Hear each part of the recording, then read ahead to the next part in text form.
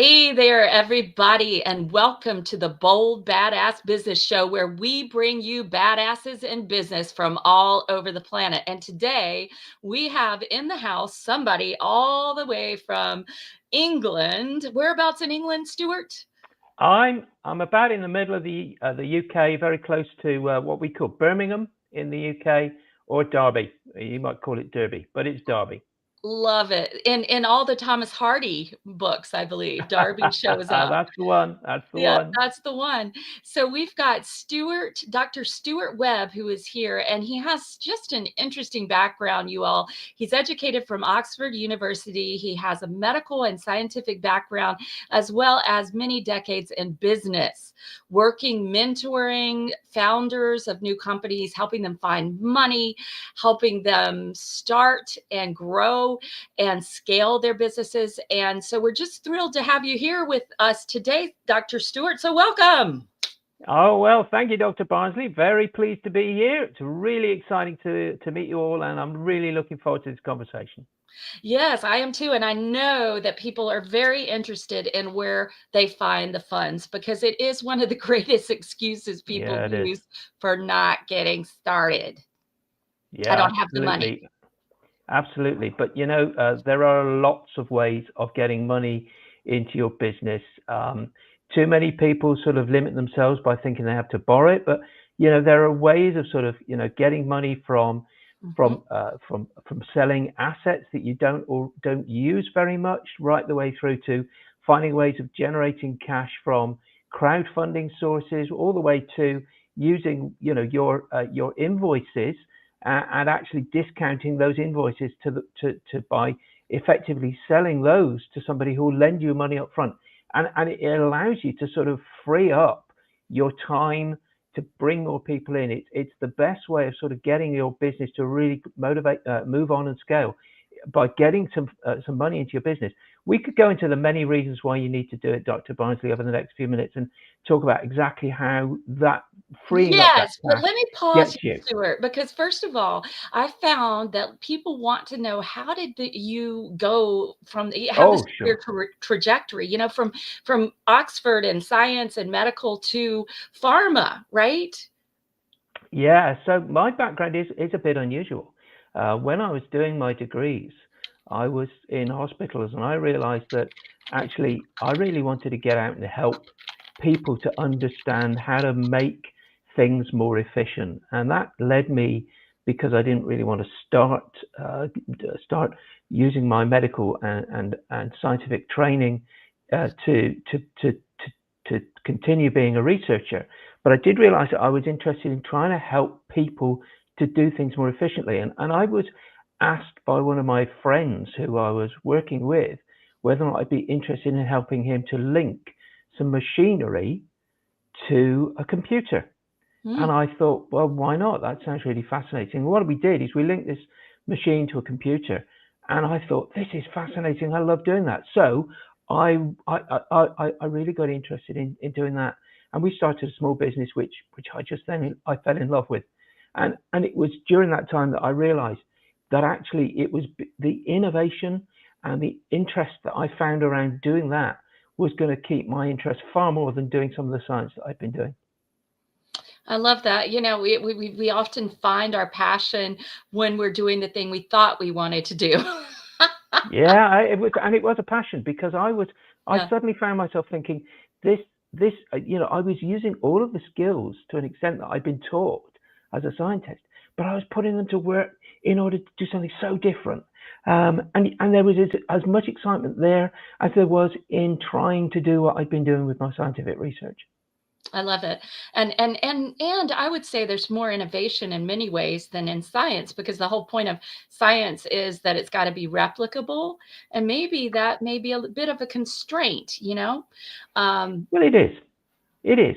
But I will say, Dr. Bongsley, that for me, I discovered that I discovered I had a little bit of ADD you when I and was me doing this. both, Stuart. I just got diagnosed. Oh my God.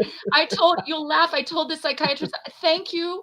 Thank you so much. I am so grateful. Thank you for telling me this when I'm at 58. Anybody else identify? Put it in the chat. you know, and then she went on to say that about 25% of the population has Yes, ADHD. yes. Anyway. So I discovered that in actual fact, what I needed to do in order to achieve was to start being as rigorous as I was in my scientific training. Because, if I put back into my business career some of the rigor, some of the things that I'd been taught to do, sort of, to be systematic, actually I was more successful. And so as a result, I actually discovered that all of the training I had really applied. But I didn't think it was going to. I thought I was going to be, able to go off and do wacky things. But I actually discovered that actually by putting in place some of those systems again, I became much more successful. That's the way that I was, that I found it. And I know it's not the same for everybody, but for me, as somebody who was a little bit scatty, that actually helped me be successful. I love that because you actually found a structure. Scientific Yes, method is a structure, and you found systems and structures to help others overcome essentially, real ADHD or societally inherited ADHD, in their I businesses. I Yeah, did. I did. And I it was love that. really, really important that I actually sort of now work with people who have similar, uh, Mhm. similar issues with making their business successful because they don't put necessarily those structures in place, and they need those structures in order to be successful. One of my mentors said to me very early on in this time, if you can make a list of the 3 things you've got to do to make your business move forward this day, and you can get those done by 11 o'clock in the morning, the rest of your day is free. And that's something that I've stuck to now for many, many years, because if I can get through and do those 3 things, I know that the rest of the day, if I am scatty, if I just forget everything and I wander off down a rabbit hole and start looking at something which I shouldn't be looking at on the internet, I've still achieved everything I needed to do that day. I love it. You're speaking my language, Dr. Stewart, because I preach 3 RGAs. I call it the RDA of RGAs. And the RDA, of course, is recommended daily allowance, right? Just a fun little Absolutely. Dr. Barnsleyism. The RDA of RGAs, which is 3, and you must do minimum 3 revenue generating activities a day. My Oh, folks have to brilliant. put it in by a certain time. They have to text it out, and we hold their feet and I put mine in as well to the text, and we hold each I other's feet to love the that. fire. Yep. I love that. That And is then, brilliant. I love hey, that, you Dr. brought the Barnsley. revenue in, Dr. Stewart. You can do what you want. It's like I want to go do improv theater. I can do it. I want to go hang out with my dogs in the backyard. I can do it. I want to go down a rabbit hole in the internet, as you point out. I can do it. But the thing is that most people in business, and I know you found this, and it's true, not just with the small solopreneurs, but also the medium-sized and large-sized businesses are doing this kind of thing, right? They're Yeah, just yeah, they're yeah. just all over the place. Yeah. Yeah, and doing those 3 things, doing those 3. I'm gonna be borrowing that one, Dr. Barnsley. There you Doing go. those 3 revenue generating activities Yes. early in your day means that you can actually move your business forward. And I was speaking. I was only talking to a guy who was trying to start up. We were talking about how he was going to get money into his business, and I was saying to him, "So, what is it that you're doing in order to generate business today?" Mhm. And he was there sort of saying, well, I don't really know today. And I went, you have got to focus on making sure that you've done something today to move the business forward. Because if you don't, tomorrow or the next day, you'll find yourself thinking, oh, I haven't earned any money for 4 or 5 days. And that can very easily become 4 or 5 weeks. That is something you have to avoid. And you got to ABM. Here's another one. Always be marketing. ABM, Oh, always yes. be marketing. Because if you stop doing those marketing and sales things that generate revenue every day, then you're going to find in 2 weeks or a month or even a month, 2 or 3 months, everything's going to get quiet. And you just look back a couple of months and you'll realize, I know what I Let me did. ask you, Dr. Barnsley, you've Yeah. just said always be marketing, and I love that one. I say to people that I said, well, you should be doing a minimum of about 60 minutes of marketing every single day. And I have so many people say to me, well, I can't do 60 minutes of marketing every day. And I would go, well, can you do 3 20-minute sessions? And they'll look at you and go, yeah, that I could do 3. I could do Yeah. 1 in the morning and 1 at lunch and 1 in the evening. Yeah, I can do that. And I went, that's 60 minutes. But so often you'll spend your time in those 20 minutes looking at Facebook or looking at Twitter or something, and that would Updating be your better freaking time. website, waste of time, waste of time. Just get on and write an email. You know, I say to some of the people that and it's something that I do myself. Send 2 emails Mhm. to somebody that you touched base with 90 days ago. I can take Mm. you 20 minutes. That's it. That's a marketing activity. 20 minutes that will take you to do that. Reach out to one new person on LinkedIn and just ask them, is there anything I can do to help today? There you go. 2 marketing activities. You've done 2 out of the 3 you need to do. I love that. I put it into the chat. Send 2 emails a day to someone you connected with 90 days ago. Or I love audio messages, Stuart. You know, I Oh, they're love audio good, aren't messages. they? So do an audio text, right? Just send an audio message. Like I've just joined this travel club, and actually when I bring in 3 people, guess what? I get my monthly fee free. And I get a free trip to Bali, not the flight, but this beautiful resort, all inclusive for a week. And I'm like, oh yeah, I can bring 3 people in who love to travel. Are you kidding me? Absolutely. So I'm just thinking in my head, oh my God, I've got to contact Ashley. She loves to travel. I've got to contact this person. An audio message is the best way because people need to hear us, you know? It depends on what the relationship is, but we should be reaching out to those people who we know, who we've met multiple times, and just renewing that relationship, you Yeah. know? Yeah. Yeah. Yeah. Even if there's nothing Absolutely. to share with them, even if there's No, nothing to sell, just just how are you doing? yeah, do you know, and that is the secret, I think, to some of this. We think we have to reach out and have something interesting to say. You Yeah. know, one of the things that I've discovered, and it comes back to sort of how difficult I found it in, you know, coming out of a scientific career. One Mhm. of the things I discovered is that I thought I had to be interesting. And yet I discovered when I was interested in people, when I would ring them up or when I would speak to them and say, how are you doing? They would always turn and say, oh, what an interesting person you are. And I'd go, I've not said anything interesting, but they would go, no, you're an interesting person because I was interested in them. And that's the Mhm. secret, isn't it? It's to be interested in other people. All right, Reach there's out a to great serve. Dale Carnegie story, Stuart. This Oh, great Dale yeah. Carnegie story about him when he was a nobody and he was at this dinner party. I'm gonna make it super short. He's at this dinner party. He's got like this famous Nobel Prize winning botanist on one side. He's got a prince over here, and these different people who are just the you know the illustrious people. And he's a nobody at that point, really. And he talks to the botanist. He knows nothing about plants or botany, but he's interested, as you point out. And by the way, I would say that's one of the best ways to generate money is be interested in other things and Mm-hmm. other people, in helping people be interested in other people. So he sits there the whole time and just asks questions. Well, wow, tell me more about that. Or what on earth did you learn from that? And the guy just opens up. And at the end of the night, this botanist goes up to the host and says, you know, I just want to tell you that Dale Carnegie is just the most interesting conversationalist. He didn't say That's anything the about himself. secret. That's the secret. It's That's to the be secret. interested in people. So let's just say, you know, we're talking about show me the money, how to fund your business growth. Well, the first point here, you all, if you didn't already hear it, those of you who are listening or who just came on, go back and listen. The first point is find your low hanging fruit, revenue generating activities you can do right now that can generate income in your business, right? And don't put them off. Don't put them off. That's a way to generate money.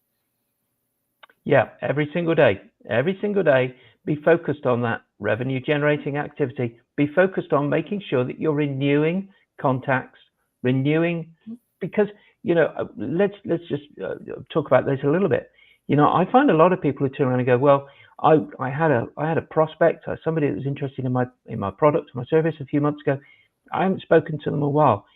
The thing is, you know, when you're buying a new car, you don't notice that car until you actually start to be interested in it, and then suddenly that car is everywhere around you. It's like that in business. Just because somebody hasn't noticed your business for a while doesn't mean they're not interested. They're not aware of it anymore. But if you make them aware again, they'll suddenly notice it and think, hey, that was interesting. That would be something that I could get back in touch with. So you need to constantly be sort of just reappearing in their life every so often, just to say, I'm still here. I'm still able to serve if you're willing and ready and able to reach out.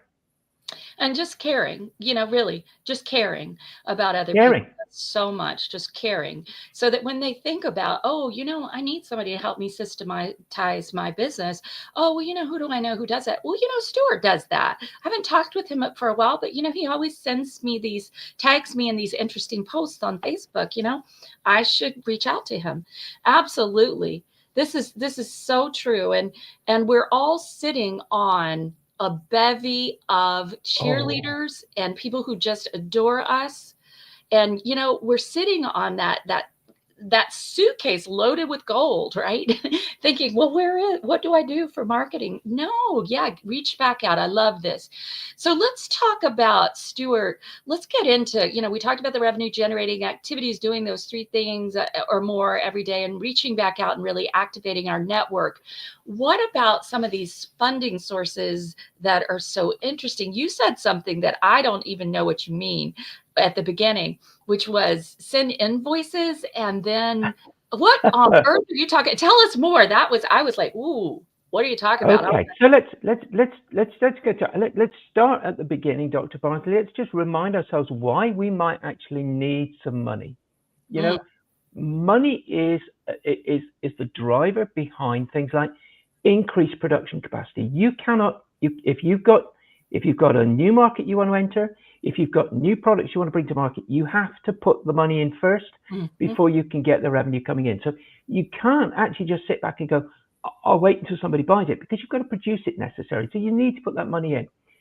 That's probably going to mean that you're going to need to expand your workforce. If you're trying to grow, you need to expand your workforce. People need to be paid. They need to have that money. So you need to be able to sort of get money in order to be able to sort of increase that marketing effort. What about sales and marketing? That requires some effort for you to put in first. That requires money. So all of these things sort of drive business growth, drive operational efficiency, drive greater sales, but you need to put the money in first. So where do you get the sources of money in order to do that? Well, one of the ones that I've just mentioned to you is there are people who will lend you money based upon the revenue you're already bringing in. Dr. Barnsley was just saying about bringing in revenue generating activity. So if you're bringing in and you've got invoices that you've sent to customers but they've not yet paid you, you can sell that invoice to certain organizations who will give you perhaps 80 or 90% of that invoice, and they will take on the responsibility of chasing the money from your customer. But you get the money immediately. So instead of having to wait 30, 60, 90 days for that money to come in, you can sell the invoice for, okay, it's slightly less than the invoice value, but you can sell that invoice to an invoice company who will actually give you the money up front. So you save the wait, and you can then use that money, greater cash flow, in order to start doing some of these increasing production costs. I have never thought about this ever in terms of my business. This is awesome. The mortgage companies do this. I mean, plenty of companies do it. So how do we find these companies? They're called invoice company. What are they called? Invoice factoring. It's called invoice factoring. They're certainly common in many audits. Now, what you need to have done is you need to make sure that invoice factoring is the invoice that you've got, that you've sent to your customer. There is a good chance that the customer is going to pay. You must make sure that you've got things like a contract in place, that the goods you've delivered are of good quality and good service, because obviously if there's any issues with that and the customer can refuse to pay it, the invoice company will not want to take it on. But invoice factoring companies will take on these invoices and they will actually buy them from you at a discount. They will take on the responsibility of chasing and getting the invoice paid, and they will retain 100% of what the invoice is for. But you get the 90% upfront to enable you to start doing. They're sometimes offered by banks. They're often organized by companies who do other types of loans as well. I think that's fantastic. And that's the kind of thing that really can preempt a collections agency, right? Absolutely so right. You've got a person who is dragging a company that's dragging their feet, or an individual who's dragging their feet and paying. When you give it to that other group, it just takes it off you to have to go after them, and the other group knows how to do that. And they are experts at doing this. It's Yes. essentially they also sometimes call it trade credit, because essentially Mm-hmm. they are taking on and giving you credit for the goods or service that you've supplied. Now, obviously there are organisations that are going to do checks upon you as a business before they're prepared to loan you the money or to give you the money, because they need to be sure that they're going to get their money back. They certainly don't want to take on a bad credit, because they don't want to have to sort of find themselves unable to get the money from your customer. But so long as the customer is good, you've supplied goods in good faith, you've ensured that you've done your job and that there's a contract in place, they are going to say, yeah, that's a good debt, I'm happy to take it on, and the customer will be paying the invoice company rather than you, and you get the cash to move your business forward. Right. You get that so you can invest in whatever you're wanting to invest in. You So I need to have a do quick that. question that you hopefully you may know the answer, and if not, that's all fine. But I'm wondering, for the person who is, say, a sole proprietor and maybe doesn't use an EIN in the United States, but uses their Social Security, or, that is associated with them as an individual, is it still possible to get these invoice factoring companies to work with you if So you've got excellent credit? so long as the goods you have sold to them Mhm. have got all the associated paperwork with them, it is normally possible. All the contracts and yes, All exactly, the contracts and guarantees, everything, yes. etcetera. Love it. So you all, that is just fantastic. The idea of invoice factoring, look up in the chat, it might be called something slightly different here in the US. Yeah. I don't know, but what a great idea. I've never even thought about that. There's so many ways to mobilize things like home equity loans, business credit, credit cards, etc. But this is Well, really interesting. and you've just mentioned credit cards, Dr. Barnsley. So let's talk about that one, which is something which is often called merchant cash advances. Now, Hmm. merchant cash advances is a type of business funding where the lender provides a lump sum in exchange for a portion of your future credit and debit card sales. So Hmm. once again, if you've got an online business where you're using credit and debit card sales, you can effectively say to that merchant, the merchant who transacts your credit card, you can basically turn around and say, I'm expecting to sell $50,000, $60,000, $70,000 in the next month. Hmm. So why don't you pay me that now? And then as those credit card sales come through, you take that money. So once again, you get the money before the sales happen. Now, once again, they're going to want to make sure that the repayment is based upon sales volume. So you need to know that you're going to make the sales volume that you've agreed. You're going to need to make sure that you've got repayment structures in place with the merchant or cash advance company. But when you're doing a lot of online businesses and when you're using things like credit and debit cards, which we're all using much more now, that is a great way of getting money in quickly. And the merchant, the person that's holding the transaction between you and the bank or whatever, they take the risk of giving that money to you early and getting the money back in from your sales. I love that. That's a great idea too for those people who have, or who are doing e-commerce especially, but most of us are accepting credit and debit cards. So, it will work. And It will that, work. as long as you can project your sales, you can show some good supported projections, then I'm Yeah. sure and you have good credit, they'll be willing to do that. And I this love comes that. back. And this comes back to your point, Dr. Barnsley, earlier, which is, one of the things you have to do in order to be able to take advantage of these is make sure that you're doing revenue generating activities. Because if you're not doing revenue generating activities, these people are not going to want to give you money. You're going to be one of those people that are going to go, we're not going to get it back from this business or this person. So we're going to be nervous. We're going to put on much higher interest rates. We're going to put much more stringent conditions around it. But if you're doing regular generating activities that are producing regular income, they're going to look at that and go, yep, this is a solid business moving forward. We can release the funds to them, and then you can use it for generating a new product, getting out there and doing greater marketing, starting to sort of do research and development in order to produce your newest product. All of that becomes possible because you're doing regular revenue generating activities yourself. I love that. These are two great ways that I think not that many people are aware of. These are more for the things that I'd say medium and large businesses would think about more. But sole proprietors, I think this will be new information for those of you listening who are solopreneurs, or maybe you have a small team. So this is And great. they, So Stuart, and what they, are some of the others that people can say, I need, let's just create a scenario. I want to invest in a coaching program for myself that's going to teach me XYZ skills, and the cost is 19,000 for the year. I want to pay all at once, because if I pay bit by bit, it's going to cost me 25,000. So I'd like to okay. generate that 19,000 right now.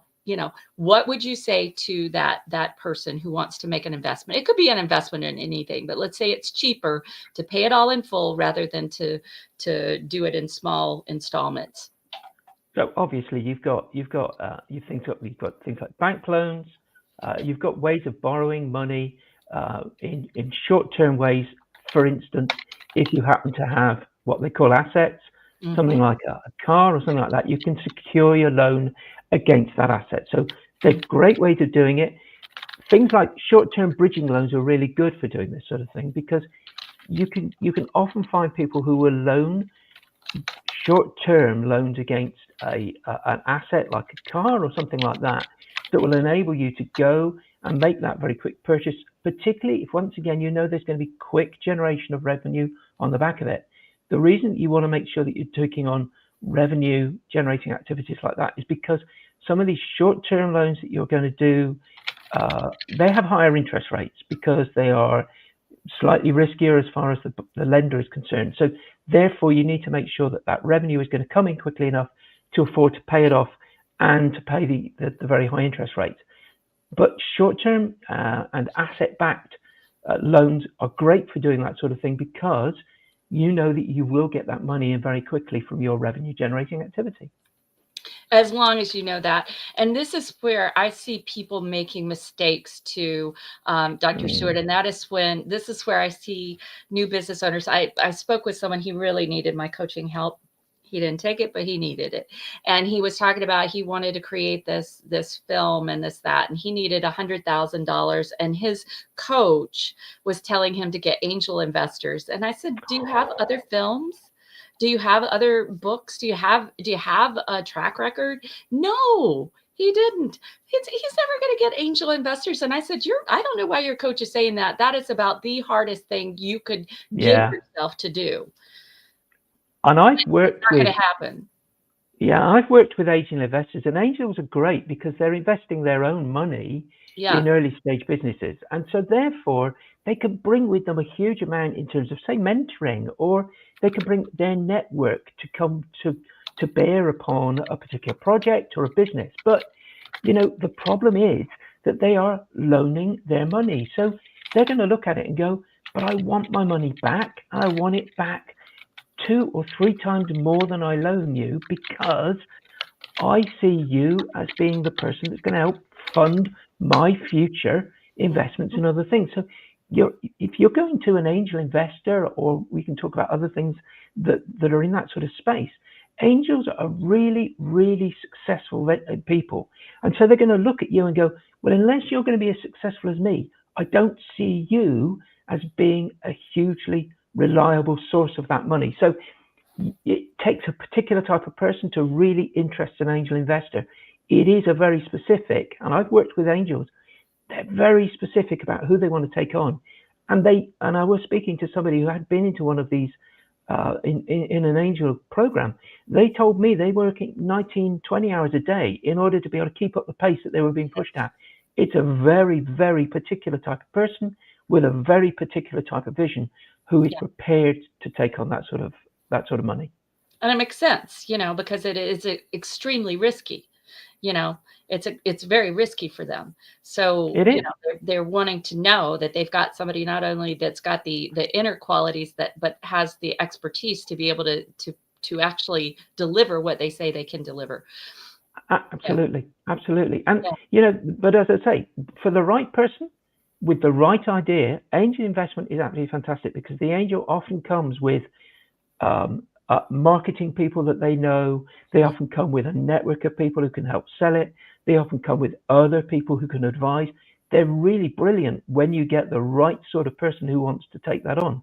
But you also need to make sure that you've got some support, like Dr. Barnsley or somebody like that, myself, who can help you to understand exactly how you navigate somebody who is going to be coming to you with demands like that. Think of Shark Tank. Those are angel investors effectively. They're very pushy people.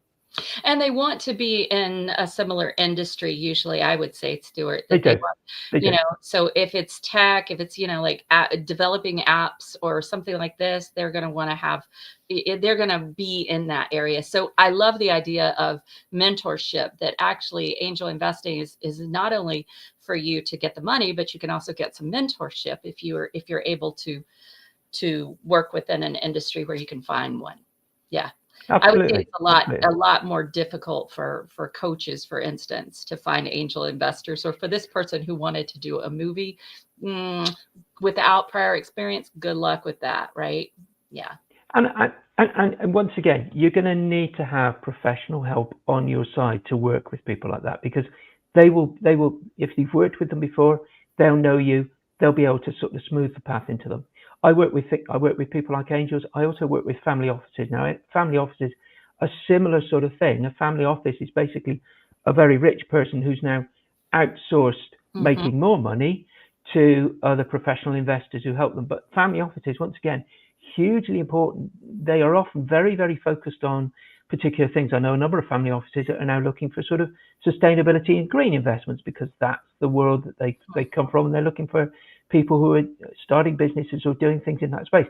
Once again, hugely valuable, but you need to have the right idea, you need to have the right business backing, and you need to be able to sort of get the introductions to go there. It's not something you can just turn to people on the street and say, well, can you point me in the direction of a rich person in order to fund my business? You've got to be in the right rooms, and to be in the right rooms, you've got to have somebody who will bring you in, who will invite you in, usually. And they things like family offices have got long-term perspectives. They're much more capable and willing to invest money over a longer term than somebody like an angel that will want their very fast return. But a long term, and they've got greater strategic alignment. But if you know the right people, great sources of money, but not for most solopreneurs and not for most small businesses who really do have to go back to the more traditional things that we've talked about in sort of invoice funding, merchant cash advances, and such like. Yeah. So what are some of the others that let's say somebody really doesn't have any track record in business yet. Let's say they've been in corporate and now they want to really start their meaningful business that is their passion. They're a passionpreneur, right? They want to have a passionate entrepreneurial venture. What would you suggest for them? So the first thing that I suggest is you can often do this on something like a bank loan. That's the nice, simple way of doing it. A bank loan, banks are very sympathetic towards people who are starting up their business. The secret to having something like a bank loan be successful is making sure that the business idea you've got is sound. Now, this is the one thing that I see an awful lot of business owners probably get wrong more often than not. They go to the bank and they say, I'd like a loan. And the bank will often say, well, what's it for? Explain to us how you're going to be able to keep up the repayments on the money that we're going to loan you. And the business owner hasn't really thought this through. We're coming back to the fact that they haven't got the answers to the questions that they'll be asked, like, well, what market research have you done? Tell us a little bit more about your experience and how you're going to be able to sort of use that experience in order to generate the money that we're going to need in order to be able to see the repayments. Too many people have left a corporate career and they're going, well, I don't want to have anything to do with my previous career. I've been a retail manager for years. I now wish to go out and I wish to start a coaching company. Well, the bank is going to immediately turn around and say, I don't see how your experience is going to generate the revenue you say you're going to generate. So two things I'd say about this. One, make sure that your idea has been tested. I mean, write down your idea in a business plan.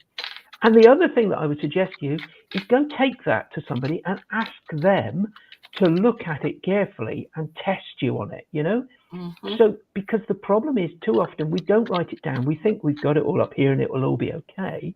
But the second is we don't show it to anybody. And they don't. And so, therefore, when you're asked a surprising question, you don't have the answer. There is nothing better than getting your spouse, your partner, getting a friend to look at it and go, I don't think this bit makes any sense. I don't understand what you're trying to do here. Because you don't have it clear, you can't answer the question. So don't be afraid of getting people. And I do this a lot. I do this with people. I take their business plan and I look at it and I ask those silly questions. And what happens is that they can then turn around and say, yeah, I don't know, I haven't really thought that through. Don't be in the situation where you've put that loan application into the bank and say, hey, I don't really know what that means, or I'm not really sure about this bit, because the bank will see through you. They'll absolutely see through you. So make sure that you've taken your ideas, put them down on paper, make sure you've taken them to somebody, get them to walk through it and ask those questions before the bank does. Last thing you want to do is be in front of somebody who's about to give you some money, and then you make a mistake and they go, I don't think you really thought this through, and then you've got to start again. You've ruined your relationship with that lender. You might have to go to another one. So bank loans are a really great way of starting out on this journey, and it's a really exciting way of doing it. My first business, we took out a bank loan, but the thing that we learned is that because there were two of us, we tested each other. We took it to somebody else who looked at it and said, this bit isn't clear, go rethink this bit. And once we were clear, that's when we took it to the bank and said, we've got an idea for a business. Will you give us the money we need to do it? And we needed 100,000, and we got that 100,000. And the business grew from that because we knew what we were trying to get and how we were going to repay the money. Yeah. Yep. And it's like you said, as you point out, if you botch the meeting, then you've got to start all over again, basically with a different lender. And that's a pain. And the last thing you want is for that to happen twice, because banks talk to each other. They go to networking meetings and they will talk to each other. And then it will get to the stage where you're sort of thinking, well, I can't go to that one, and I know that one also knows. So let's not go to them either. You've got to be secure, be sure, make sure that you've actually really nailed down what you're trying to do. The other thing that I would say, Dr. Barnsley, that I think is a really useful way to bring in here is, if you are going to be trying to sort of use loans or such like to buy equipment, sometimes you don't have to buy it. You don't have to put the money up front to buy it. You can use things like contract hire. Contract hire is where you're basically renting the equipment from somebody. And that way, you only have to pay a small proportion of what it might cost for you to have that equipment or that machinery into your business.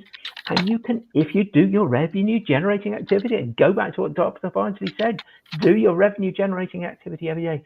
The revenue that it brings in pays for the fact that you borrowed the equipment effectively. Now, this is great if you only need that asset for a short time, or indeed if you want to turn around and say, I want to upgrade my piece of equipment in 2 years. I only need this for 2 years. You won't own it at the end of 2 years, but what you'll have done is you've made use of it, and you'll have got the money in from the product that you needed. So often you don't have to buy everything up front. You can rent, and you can bring the money in to pay the rent. And the secret here is cash flow. Yes. Cash flow is absolutely critical to a small business. I often say the problem is businesses don't run out of ideas. Businesses don't run out of products. They run out of cash before they run out of anything else. Get your cash in early. The best you can do, and we've talked about sort of like invoice factoring and merchant cash advances, the best thing you can do is bring your cash in early and make sure your cash stays in your business as long as possible so that you can afford to pay. So if you bring your money in at the beginning of the month by selling a product, at the end of the month, you can afford your contract hire, you can afford your bank loan repayment. That way you can balance your business. It's the businesses that have to pay out first and then get the money in that often find themselves in trouble. So I work with businesses in order to get their cash flow right, because cash flow is the other way that you manage growth in your business, is to actually manage your cash flow. And what I would say is when it comes to selling your business, which hopefully everybody wants to do, as they get towards retirement, because your business becomes an asset you can actually sell, you will find that one of the things that a purchaser will look at is your cash flow. They'll look at your cash flow and go, this is a positive cash flow generating business. That makes it really valuable. And I'm prepared to buy at a premium a business that's got a positive cash flow. Love that. So many things we can think about here. On renting the equipment, I was thinking about years ago when I had LASIK surgery on my eyes, and the eye doctor rented the equipment one day a month and just did surgery after surgery, just lined them up, bump, bump, bump, bump, bump. So she didn't have to buy the entire equipment. So that's so smart. And it is a way of, I call it reining in your money drains, because here's the thing, good words. many business owners, and actually, Sturt, you're really great at the cash flow piece. I'm really great at helping people get out of debt. And they come to me and have thousands of dollars of debt, and they come down. Like, I've just had another client bring it down to zero. She's so thrilled. And her debt has never been zero, ever in her life. Except for good debt and say a mortgage, she's got that. But I'm talking about debt in credit cards that she's paying 25% interest on, et cetera, et cetera. See, people will use credit cards. Business owners will use credit cards and then just say, oh, I only have to pay the minimum. Oh, that's just $500. No. You are going to be paying on that for 50 years if you pay the minimum. And most people just don't get it. So one thing I always preach is, sure, you can use your credit card to give you a few more weeks to get in those invoices, right? To give you a few more weeks, but you should always be putting into a separate account what you're spending money on. So when that credit card comes in, you're like, yeah, I've got it. $9,700. Here it is. Done. Absolutely right. And you're right. Credit cards are another great way. We've talked about sort of things like merchant cash advances, but credit cards are another great way. You can buy or you can rent on a credit card. But as Dr. Barnsley says, for goodness sake, don't end up in a situation where you're paying the minimum, because that will quickly get to the stage where you cannot afford the repayments. So it will be out of control. Yeah, and use that. Business. You'll be, and businesses run out of cash long before they run out of customers or run out of ideas. And I find it so hard when I'm talking to a business and they're basically saying, we need cash in order to be able to survive. And I go, well, talk to me about what the problem is. And they'll say, well, we have these 15,000 money outstanding that a customer hasn't paid for. And I go, that's where you should be putting your effort. Yes. Get that money in. Don't be asking about how can we raise some money. Let's get that in. Then we'll talk about how you can sort of restructure the way in which you do business in order to be able to generate cash. And to avoid having people who do drag their feet and paying you. Because for every situation where you don't get paid, I always say to people, where you have an issue with a customer and you're like, oh, that's a difficult customer. Well, just take the finger you're pointing at them and point it at yourself and ask yourself, well, how did I create this? Oh, you know what? I didn't have that little clause in my contract that I needed, the XYZ clause. Or, oh, you know what? They called me and said they were having their mom was sick and I let them pay late. Yeah. Because they're a friend, right? Look at your own piece of what you've done that has shot yourself in the foot, because that stuff has to stop. You're putting your business at jeopardy, basically, and you're putting your family at jeopardy too. And let's call what we should do on this, Dr. Barnsley. Sometimes that customer is a customer you have to say goodbye to. It's really, if they're draining more cash from you than you're getting, sometimes you have to look around and go, if this is not a profitable customer, should I be doing business with them? Because we often don't want to upset people, but by the same token, we're happy to pour out our souls to them and allow them to drain us dry, and it's not good for our own self-worth. It's not good for our self-esteem. It's not good for our business. And yet we're prepared to sacrifice it because we don't want to turn around and say, do you know something? You're not a good person to me. I don't want to do business with you. Mm-hmm. And here's the thing. Anytime we let people get by with that kind of stuff too, Sturt, we're letting them do it to somebody else, because they will do it to somebody else. Absolutely right. business boundaries are so important, and that shows up in our policies and our contracts and our agreements, and it really is essential. And these things are meant to make us easier to work with and to make the expectations clear, so we don't have to get in a place where Absolutely there's agree with you. resentment, and ill Absolutely agree will. with you. Yeah. So we were talking about some of the other ways in which you can, I mean, when it comes to starting up, and we were talking about sort of, the friends and family around you, they're another great source of pulling money together, but also there are crowd funding options now that there never used to be a few years ago. We've got plenty of people who are out there who are just looking for ideas that we have around us that we've not reached out to. So do look around and don't try to sell necessarily always to the person that you think, oh, that's a difficult sell. Go out to social media, go out to the crowdfunding options and put your ideas out there, because there will be people who will back you on crowdfunding. There'll be people who will look out for you on peer-to-peer lending. And those options are people that actually do want to do business with you. These are people who like what you're saying, who possibly even like you because maybe friends, family, whatever. But they like what you're saying. So they're a better option to do business with, rather than continue to try and flog yourself and work with people who may be more difficult.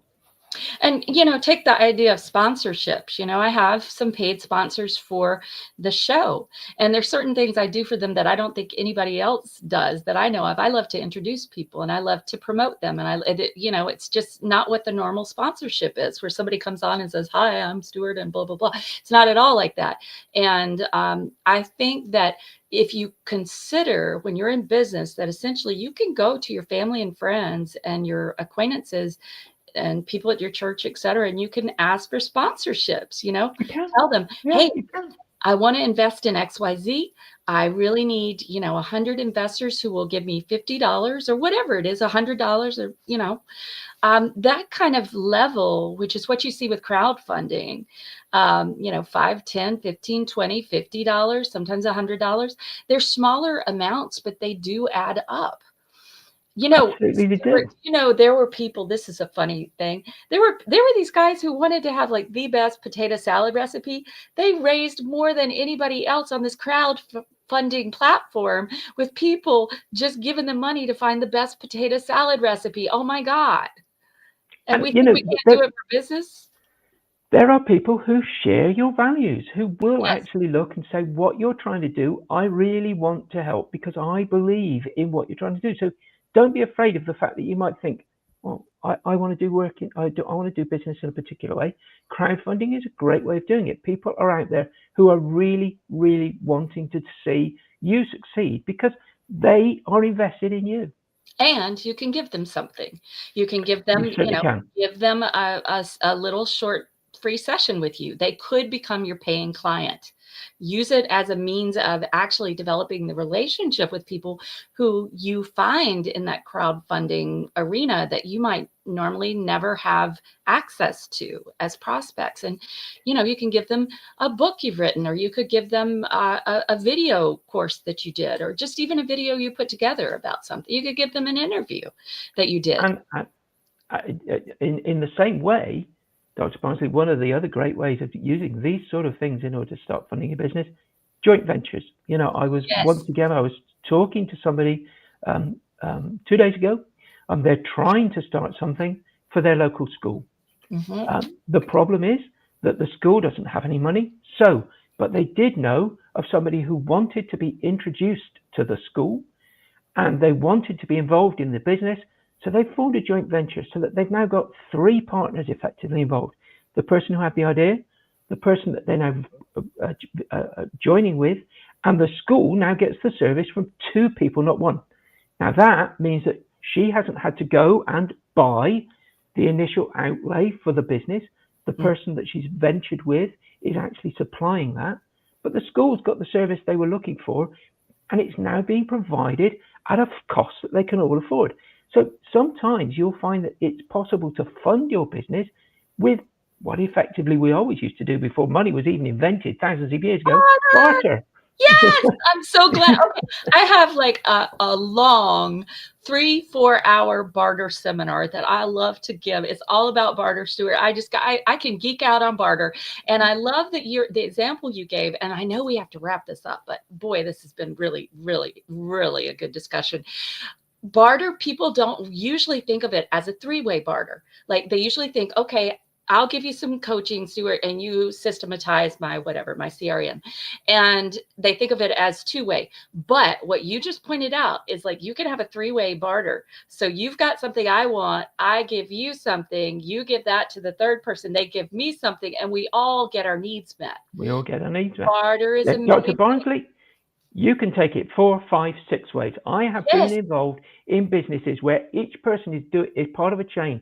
And, at the end of it, everybody sits there and goes, hey, I really got something out of it. Now, you might sit there at the end of it and try and say, well, did everybody get equal money? And they probably didn't, but they got equal value. They got what they come back wanted. to the really key thing here, that everybody has what they value. Value doesn't necessarily mean a monetary value.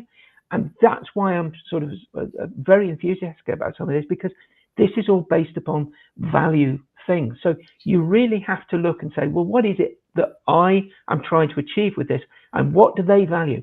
It's nothing more than attempting to help, to sell, to market your activities, because it's based upon a value-based system. And you know what? The great thing about barter is that they are testing and trying out what you have. And so absolutely right. You can get testimonials. Even though they're not a quote unquote paying customer, you can get testimonials from the people you barter with. I bartered for so many things, Stuart, when I was starting out. I bartered for childcare. I bartered for yard work. I bartered for legal help. I bartered for bushes that somebody put in my yard to landscape for me. You can barter for whatever you want. And truthfully, there are even barter networks. I'm part of a network that's called the Barter Business Exchange, the BBE, Stuart. And so anything, when I coach people, I basically get barter dollars, and I can spend them on anything in the network. Yeah. Anything. And it's awesome. And so long as what you end up with is something you value, you don't have to sit there and think, well, have I got equal exchange of money? Yeah. You've got what you value, and sometimes that value changes based upon time. I love it. And let me just point out quickly, you all, that barter is taxable. I just want to say that because, okay, if it's between friends, maybe you were friends, maybe you all are just helping each other out, right? But if you are doing it as part of an exchange, it's absolutely taxable. If you have a contract involved, it's absolutely taxable. If it's not just I'll help you mow your lawn and you can help me clean out my closet, that's different. But in your business, it is taxable. So you want to make sure that you don't get into trouble there, because I have found people who got a little backlash in the butt, the kick in the butt, because they didn't realize it was taxable. You know what? This 52 minutes has gone so super fast, Stuart. You have given us so many ideas. I have put, those of you listening, make sure that you go and look at the comments, because I've tried to capture some of the ways that we've talked about up here. But the point being is, get resourceful. There's stuff out there. There are plenty of things you can access that, even just run a flash sale, be your own fundraiser and run a flash sale, whatever you have to do when you want to get in an infusion of cash. There are plenty of ways to do it. And if you do it through debt, be sure you are careful with the interest rate and the repayment, etc., as you pointed out, Stuart, because people do get themselves into trouble. Yeah. And then they're trying to climb out of like a grave of debt. And I've seen that happen too many times. I've seen people, that have talked with me who needed my help, but were $200,000 in debt because they invested in people who did not provide results for what they needed. It's unfortunate. It's sad to hear, Dr. Barney, and I always say, the thing that you have got to do is there's nothing wrong with asking those questions and testing. Mm-hmm. There is nothing wrong with it. We go back to my scientific, what I learned as a scientist. You've got to test. You've got to test it. If you don't test it, it's going to get tested for the first time, either on your customers or when you try and do the next thing with it. So test it before it gets to that stage. Don't release a product without testing it on somebody, because otherwise your customers will test it. Don't go straight to somebody and say, let me have the loan or whatever, without testing it with somebody else, because otherwise you'll end up with the problem. Test it with friends, family, trusted advisors first. Those are the people that will keep you clear of the problems. Don't go and test it on the open waters. And have a coach, you all. I'm just going to say it, have people to help you. You know, I counted up, I had 16 coaches in the last 4 years, Sturt, because I'm a coach, and one is a financial coach, one is a coach for marketing. I mean, they all have their areas, and we all have blind spots. So this is such good advice that you're giving, that we really need to understand that we need to test with people who have our best interest at heart, but who also have the expertise, so they can say, right, you know what, you've missed XYZ, and they're for sure going to ask you about this. I love the idea of applying the rigor of scientific method, which is based on being able to produce those results over and over. And so we have to manage the variables. Same is true in business. You know, once we systematize and we have a successful system, then we can replicate over and over the results and produce income. But until we have a system, we're basically just flailing, flailing and drowning, being bitten by sharks, like that poor girl down in the Bahamas. We're business owners surrounded by sharks, and the experts need to be around us to support us. Well, Sturt, I know here's the most exciting point. We've got to wrap, but here's the most exciting point in the Bold Badass Business Show, and that is when we give stuff away. Woohoo! And the studio audience goes wild. Hold on. Yeah!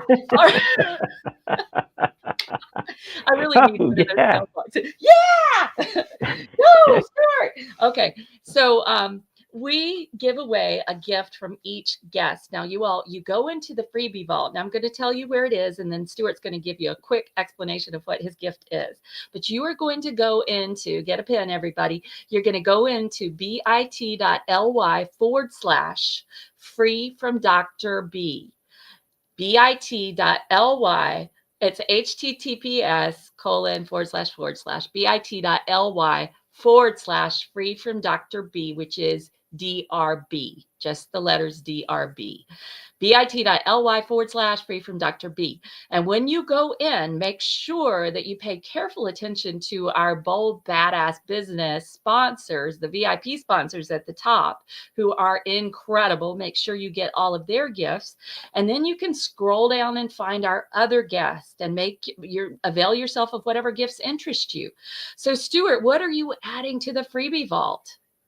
So what I'm adding to the freebie vault, Dr. Bardsley, is a free download. There's a document that you'll get if you go to the website that I put up there. My website. I don't know how you find it. Actually, we want you to go go right into here to get it, because we're going to put it inside the freebie vault for everyone. Lovely. So you'll find it in Dr. Barnsley's Dr. Barnsley's free vault. What you'll find there is a link to a download. The download is a document which I give out to people, and what you'll find in that download is a document which has all of the sources of funding that I've talked about today, plus many others, right the way through to how you go to somebody as big as a venture capitalist. I've worked with venture capitalists, and they will actually loan lots of money to you. So you go there, and there's a document which will describe all of these sources of funding. It will also talk you through what I've just been saying, which is what do you have to do in order to get those fundings, the secrets that you have to make sure that you've covered. Download that. You will find it is easier to go and get money from one of these people if you've taken the tips that I've given you. And I'm just going to run through those now. There are 5 things that I tell you have to do. I'm going to have to interrupt because we've got to wrap under 60 minutes. Man, you and I could talk forever. I will talk for much longer, Dr. Brindley. Accent. It just takes me back to my Edinburgh days, where there were more Brits, more people from more people from England and Edinburgh than there were Scots. But anyway, grab all your free gifts, everybody, here. bit.ly/free from Dr. B. And that includes this incredible document, Show Me the Money, that Sturt is going to give you on how to fund your business growth. And it gives all those tools and strategies and sources of income. Sturt, you have been an amazing guest. Those of you who are just tuning in here at the end, you got to go back and listen to this one. You really do. Your business will thank you, and you will thank us. So Sturt, how about a nice ending from the United Kingdom? How about a nice Britishism? So cheerio, everybody. Cheerio. Cheerio. Thank you for having me, Dr. B. It's been an absolute blast. I've really enjoyed it, but and we'll you're see right. you all We next week on the Bold Badass Business Show, 4:30 p.m. Eastern, 1:30 p.m. Pacific. And in the meantime, be bold and be a badass.